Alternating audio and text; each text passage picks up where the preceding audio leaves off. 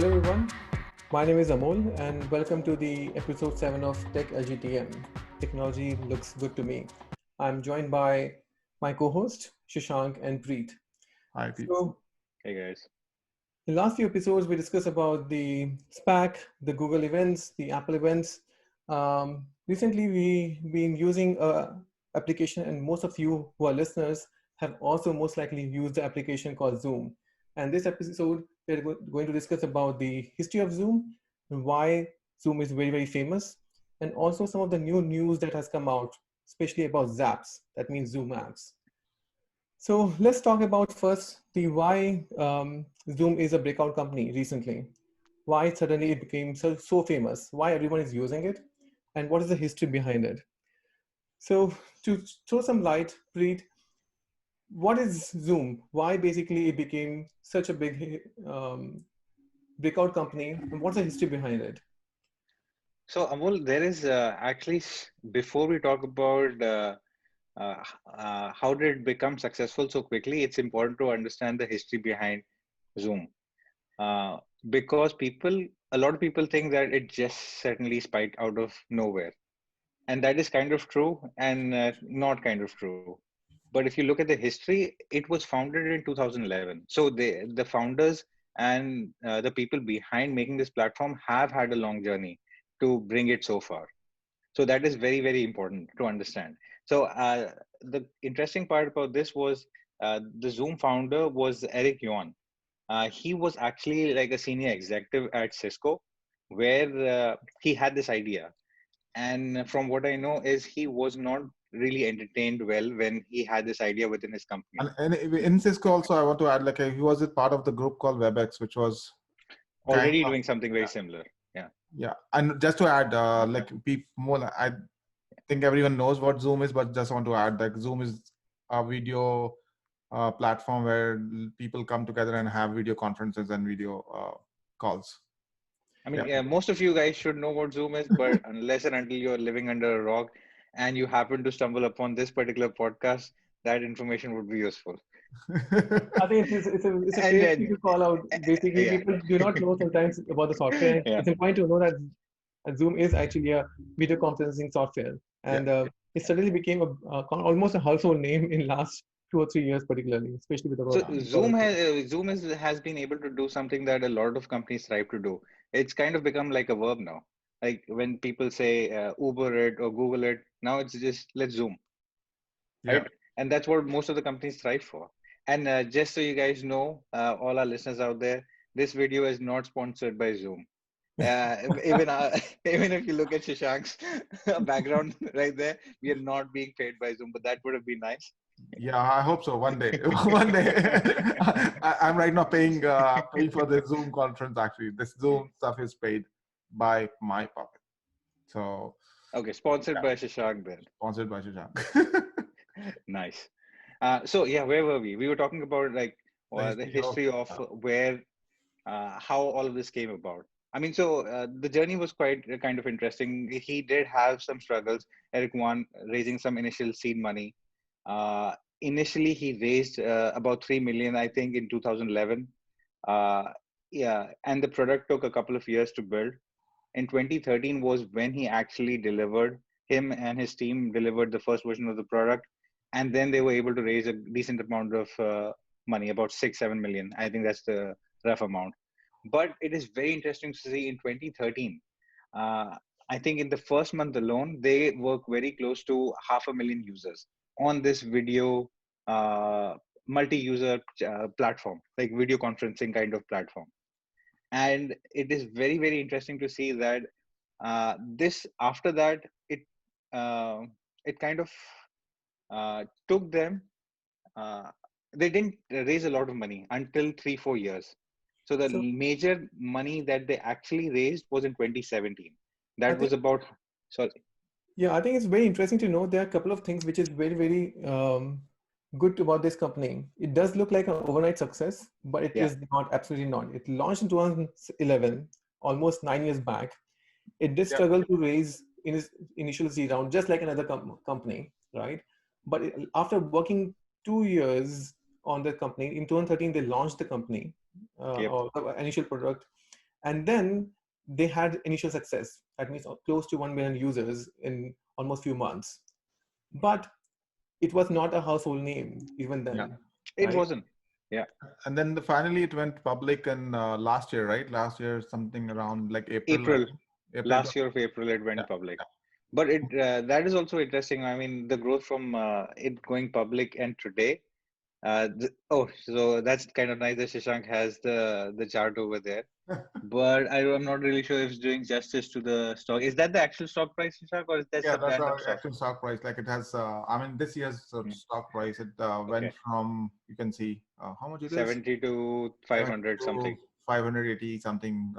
In So it did list for $36, April 2019, and now it's $500. So you guys kind of know like the enormous success that Zoom had. Yeah, yeah. So I know that basically the company is very successful in last 2 3 years. What happened in last 2 years, or particularly 2 years? Why it's so successful now, right? Being company from there trying to make it work from last, and there's so many other products also. I know the COVID Yeah. had certain effect, right? Why? Yeah. Why suddenly now? And So, why the Zoom has a certain edge right now?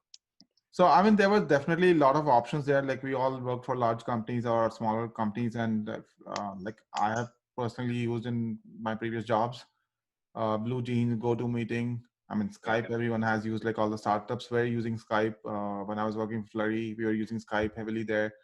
Hangouts. I mean, like Google Hangout. I don't know, like whether anybody professionally use it or not. I think people using G Suits maybe use that much.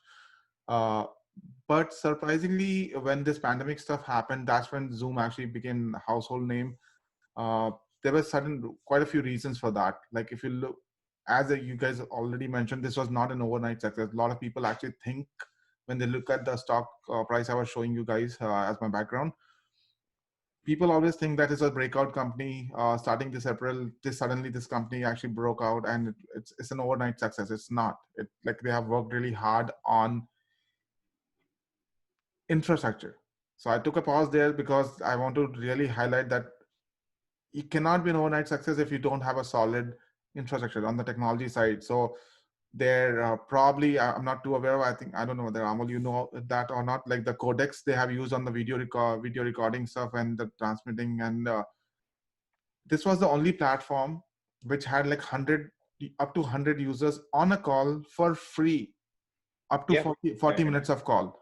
So Yeah. imagine that, like which product we use Skype. Preet, you know that we still use Skype on quite a few calls there, and it's Skype sucks. I mean, it will just hog your laptop, your computer. You won't be able to do anything yeah. So once you I'm use like Skype. I like Skype.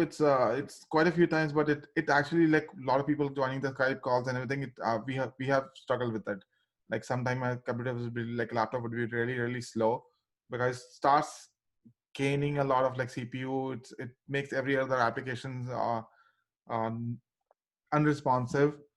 And we have been using Zoom, and have rarely faced any issues with Zoom. I mean, there has been issues there, not that any technology product don't have, but Zoom has scaled really well, and that was the key about Zoom. Like why uh, people And like it Zoom. definitely also works in low bandwidth Yeah, internet speeds. yeah, That is also key.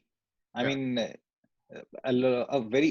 a handful of apps can do that today. And another point I want to add is like if you look at Bluejeans, Skype, and all these companies, they were very focused on enterprise level of companies where like there are 1,000 employees, 500 employees, or 10,000 employees, and they wanted to penetrate that market.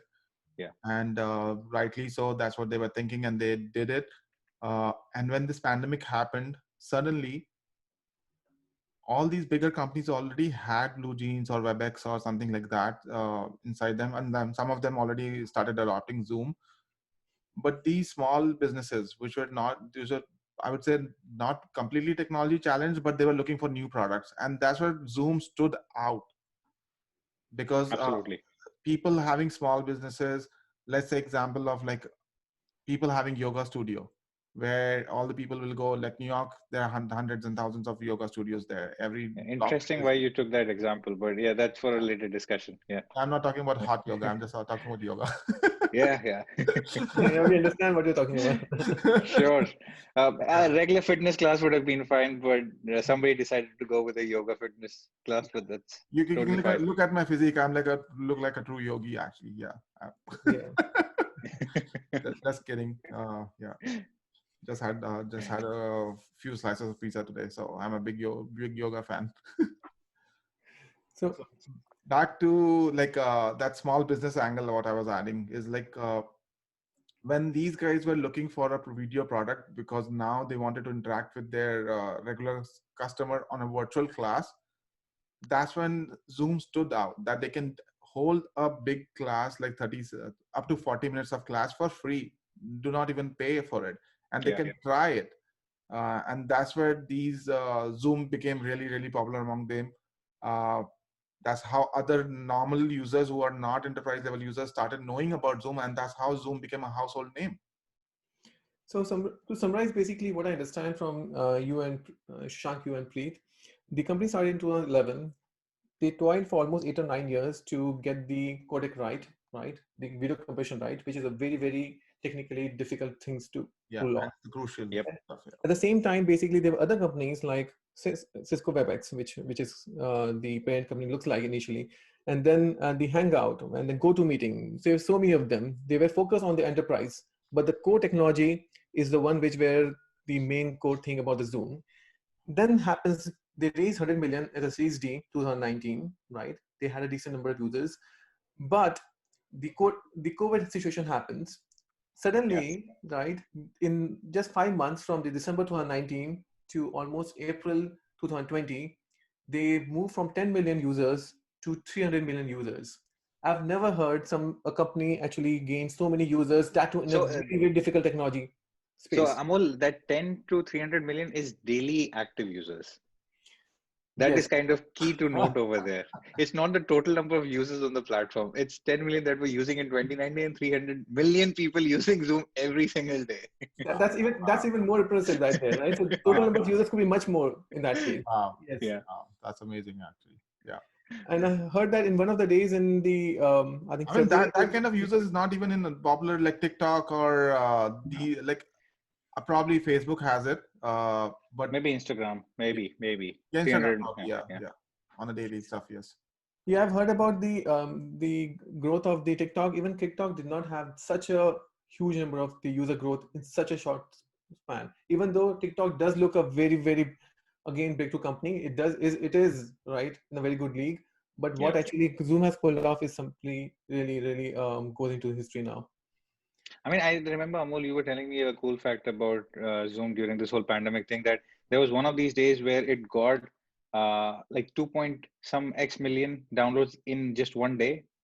That's the lifetime of a lot of apps, like social apps or a lot of any apps. That's the total number of people users that apps can imagine. And these guys just got it in one day. Yeah, I have a feeling that basically, there was one panic day in particular. The whole world hit that panic button and downloaded the Zoom app. Right?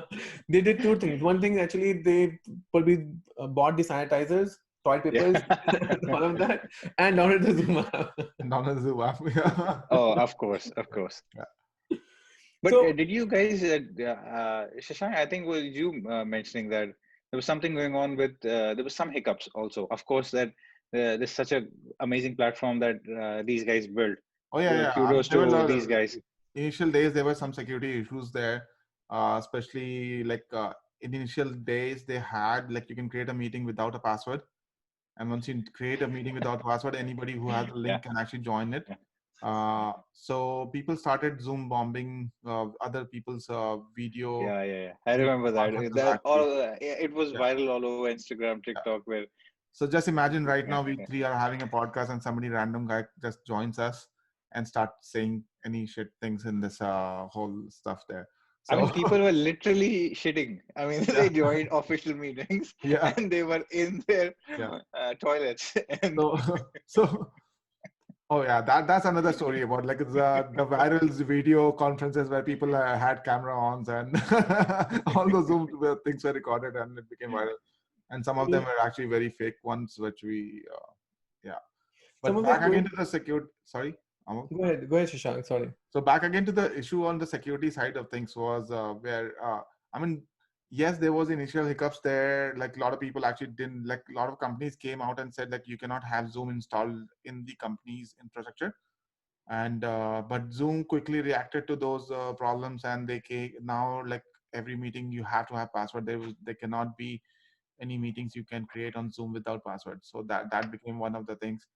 Another thing which was more political in my opinion was the background of the founder. Eric Yuan was born in China. He's a Chinese American. He's an American citizen, I think now, and but he was born in China and has some Chinese connection there. And he still a part of engineering team isn't China based.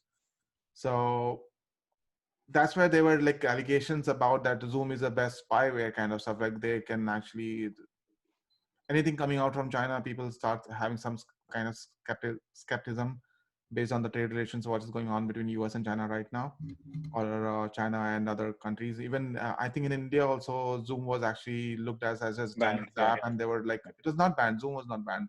Was it? It wasn't banned. No, because Zoom is not registered in China. It's not a Chinese company as such. Does it host our data backups in China? That I don't know. So they have a few one or two data centers in China, and they had a significant the development team in China, and that was actually one of the reasons that it became too famous. That they have too big of a presence in China to basically be influenced by the Chinese government, right? Yeah. And I know basically to add to but what it's founded like it's still an American company. It's founded in America. I think the company is headquartered in America. It's not officially a Chinese company or anything like that. It's just that has a Chinese connection. That's right. And this particular year, they have announced a couple of different offices, one in Bangalore, one in the Phoenix, two in US in total, right? So they're trying to spread out again away from the China, as what I see, right, and have a global presence. And I know that they had some issues about the encryption as well. That means end-to-end encryption. Because of their hyper growth, they were not actually considering the encryption too seriously. And that actually caught a lot of eyes of the security companies. And in 2020, they purchased or bought a encryption company as well. And now their security is much more better.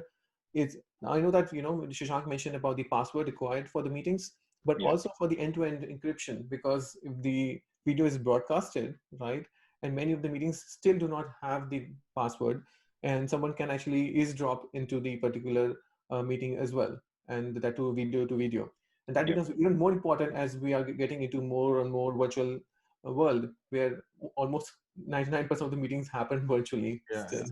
That brings up to a good point actually. Like, is there any other apps out there or another platform which is actually breaking out, or what does the future looks like? Let's throw some our views on that. Like, what does the future looks like on this video stuff?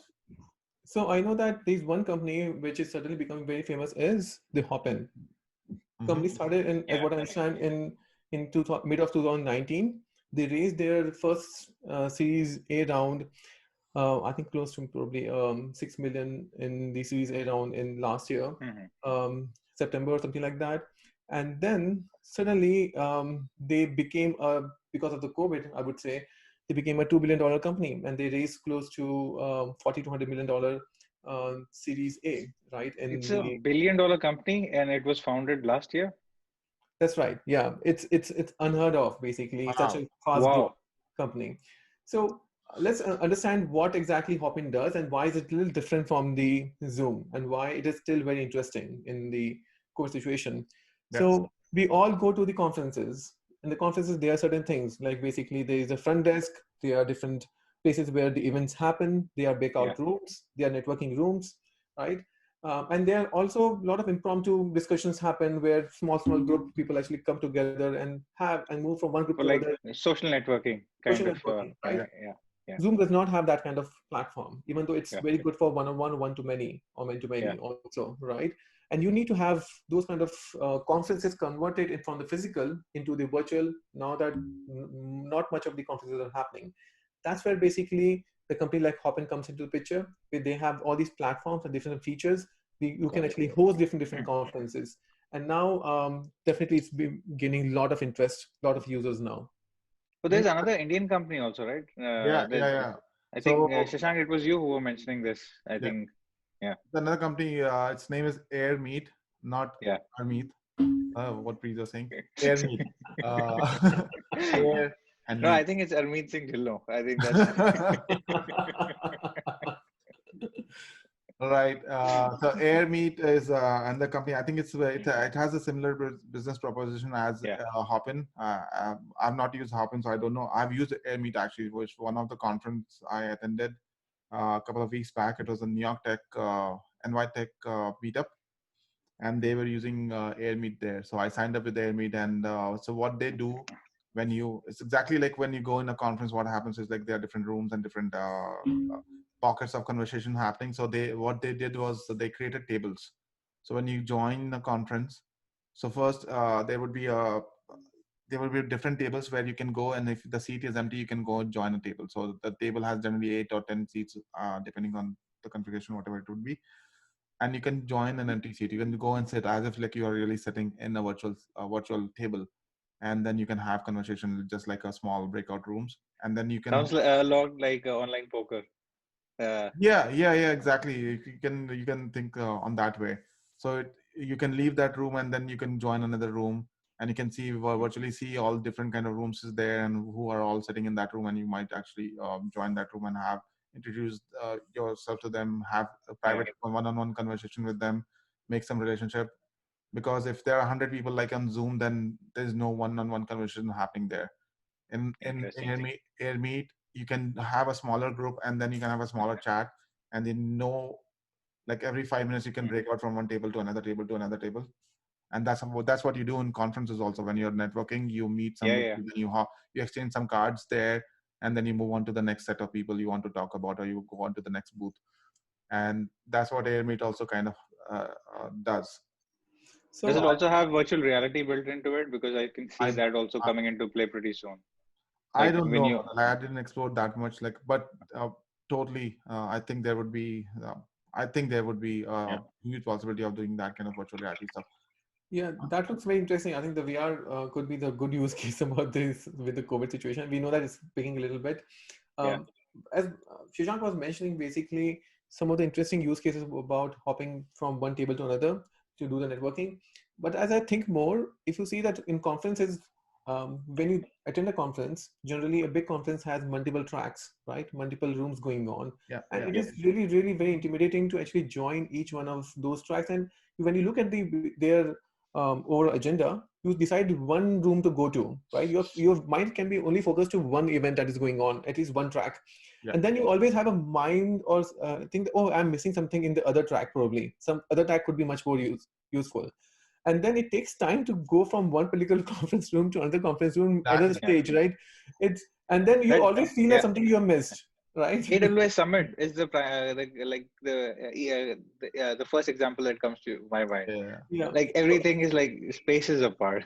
yeah. Absolutely. Now imagine that happens in the online, like Hopin or And basically Airmeet.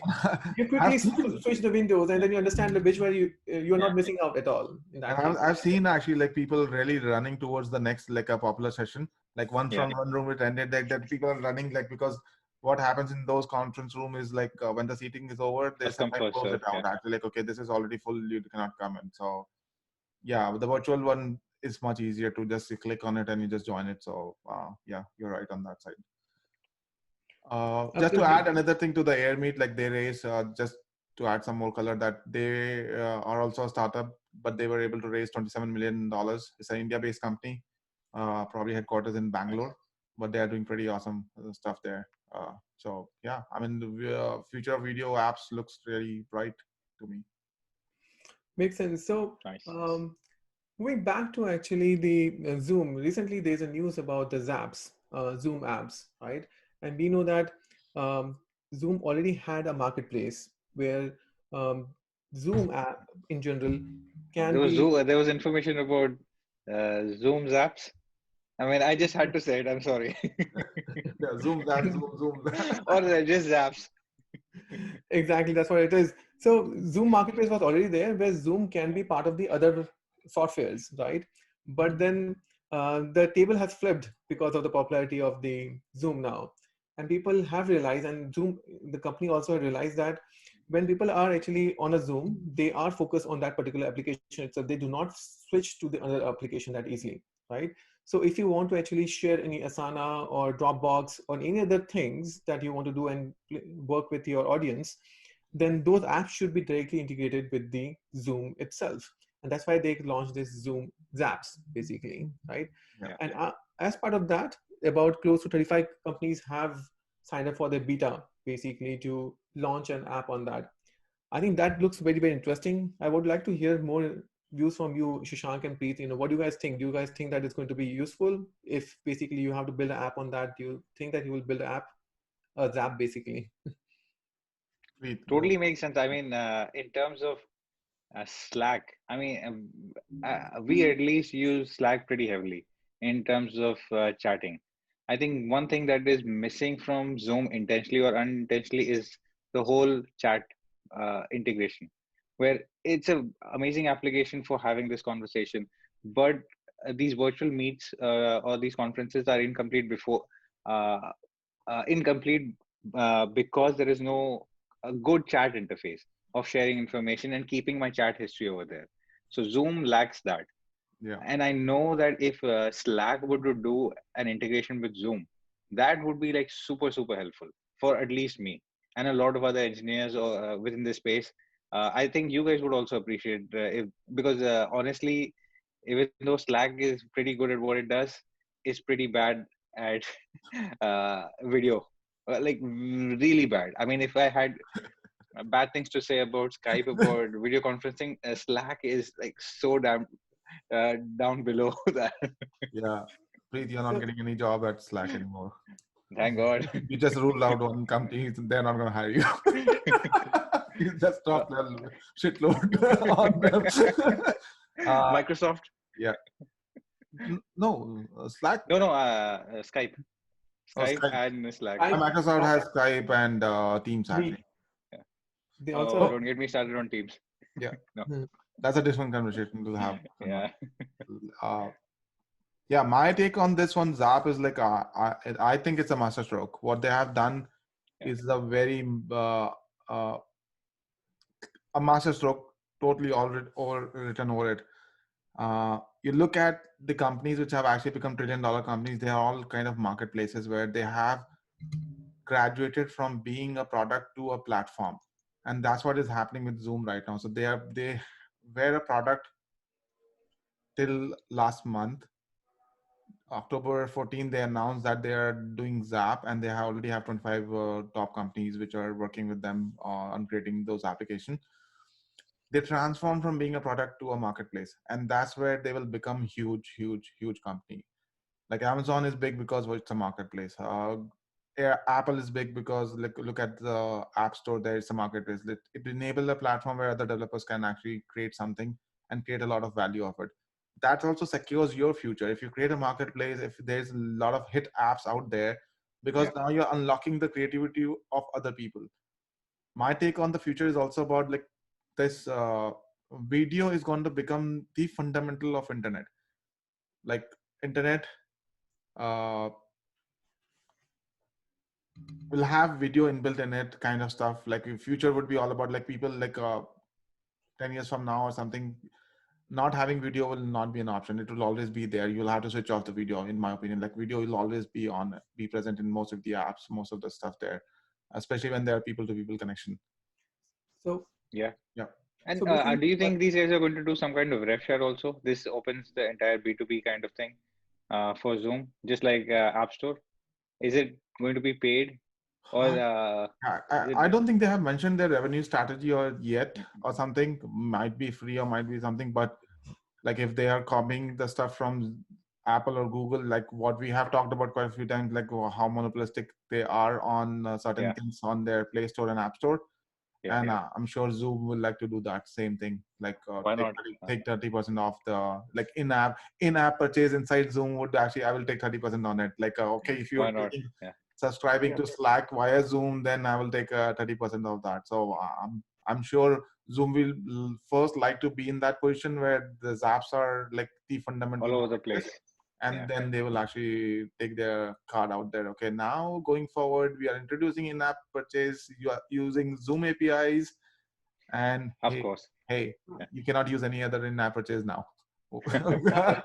And that's how you become a $1 trillion company. Yes. I think they are already valued close to 130 billion. Shashank, you mentioned very interesting part about the marketplace, and let's dig a little bit more that a company by default does not become a marketplace from the day one. We have seen that, right? There are certain characteristics that happen to reach a marketplace situation. Let's talk about the Apple, what happened with Google, with the Play Store, right? Amazon, in a way, is also a marketplace. There's a common thing. First of all, the companies attract eyeballs. That means the users are spending a lot of time on that product first, right? When they reach that, then what? Then they want to actually multiply their returns on it, and they then launch a marketplace on top of it. Then that's what we see is happening with the Zoom also. People are spending 8 hours or 7-8 hours per day on that product anyway, right? Then why not? Why to do the context switching? Why basically to do, or even, for example, Pete mentioned about chat, right? It becomes integrated with the Slack. It becomes basically integrated with Jira, where the stand-ups happen. Most of the stand-ups now happen on the Slack anyway, right? Asana, for example, same thing. Dropbox, if I want to share the file. Those are basic things. Or education. If I am a teacher, I want to actually give a test to my students who are on the Zoom. I might actually not actually share a different software completely. I will use this only. So it becomes a very, very interesting place where it is at the right place at the right time to launch a particular marketplace. You mentioned, I think we have discussed quite a few points right now already. Before we close, any final thoughts on basically what the future of the, Shashank, you already mentioned about what the future of the video looks like. You have any closing thoughts? And Pete, do you have any closing thoughts? Yeah, I mean, my closing thoughts would be like, I'm betting on the future of video platforms. Fundamentally, this will become a huge market. Why? Because of the internet is becoming faster everywhere. 5G is gonna become the norm, and then they are already talking about 6G development. So in the next 5 to 10 years, you will like internet speed will not be a problem, bandwidth will not be a problem. So video is going to become the fundamental like app ecosystem, and that's where I think Zapp is thinking 10 years from now, when video would become the fundamental layer of the internet. Yeah, I mean, I'm just upset that I missed investing in Zoom. That's like April of 2019 versus now $36 versus almost $600 today. But I'm going to keep my eye very, very close on Hopin and Airmeet. I'm going to follow their news, their IPO status, and I'm going to see that if this can be another big hit where I can make some money out of that. I have one more closing thought actually. So if you guys have not gone out to vote yet, go out and vote. It's important. We all should vote. Definitely, I think it's very important to vote. I have voted as well. This election is going to be, I think, very, very detrimental to probably to the future of the internet, plus technology companies in general for the US and other countries as well. One final thought about the Zoom. You guys mentioned perfectly fine that basically the video is going to be the main part of the future technology. As we see the history, initially the websites were kind of the budding things, cool things, right? And was a challenging thing for an initial company to build. Now it's like another thing. App was the same thing, right? It was initially a cool thing. It became a very normal thing now, right? SMS, there were limit of number of SMS that you can share or send initially. Now it's like basically unlimited right now, right? Video is still basically little challenging to pull off, but because of the 5G and then all these companies is going to be just another layer, which is we are going to take it for granted. Video will be for granted. Exactly. I think on that note, basically it was good talk, almost 40 minutes. Thank you guys. So everyone who are listening, follow us on all the different channels. We are on the, I think, Anchor, podcast, Apple Podcasts, YouTube, and all the other podcast channels. So do like us, share us, and on the YouTube, press the bell icon so you can get the alerts when we launch a new video. Yeah. On that note, thank you for joining, and then wait for our next podcast. Thank you. Right, take care. Right, take care. Happy Halloween, actually. Yeah. Happy Halloween. Happy Halloween. It's a bit late, but happy Halloween. Bye.